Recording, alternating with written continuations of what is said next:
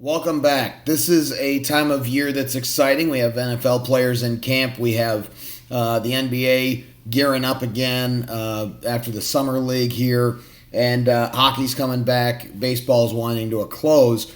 But this is a time of year where a lot of athletes are starting to buy the fun things, right? So the cars, the boats, all of that stuff. And the things that the personal stuff that a lot of us have that aren't in sports. But there's an old adage that if it flies, floats, or drives, go ahead and lease it. And I highly recommend that as well, as long as you have a proper structure in place. I am a big proponent, as you know, of LLCs, or those loan out corporations.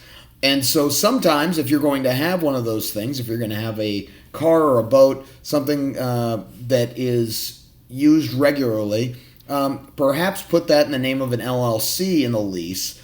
But regardless of what you do, you want to make sure it's insured properly. So before you buy the expensive car, you buy the expensive plane, or you buy the boat. You want to make sure that you've talked it over with your team, so you know what the budget is and how to go about that. I had a player who one time had a luxury vehicle that was leased. He did that properly, but forgot to pay the lease payment after he had moved, and it caused a repossession. Now, not only is that bad for credit, but you have to pay the rest of the lease on the vehicle because they're going to sell it at auction. And so not only do you have to end up paying the rest of the lease, but you don't get use of the value of the vehicle. And then you're going to owe the remaining balance on that vehicle probably, and that's not a good thing. So what we try and do is we set up a structure where those lease payments are paid out early on, so that way you don't have to worry about those bills, or they're on an automatic setup where it's foolproof, so you don't have that happen.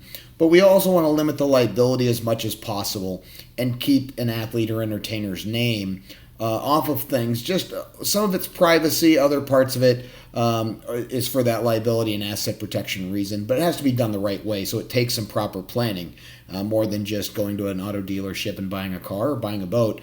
You want to make sure that you have a proper plan in place with everybody in your team. So if you have questions about that, I have some material that I've written up about it. Feel free to reach out to me at any of my contact information over my left shoulder, or reach out to me here on LinkedIn. We've had a good response on these videos, and I'm happy to provide more information for everybody. Hope you're enjoying the summer, and I look forward to talking to you later.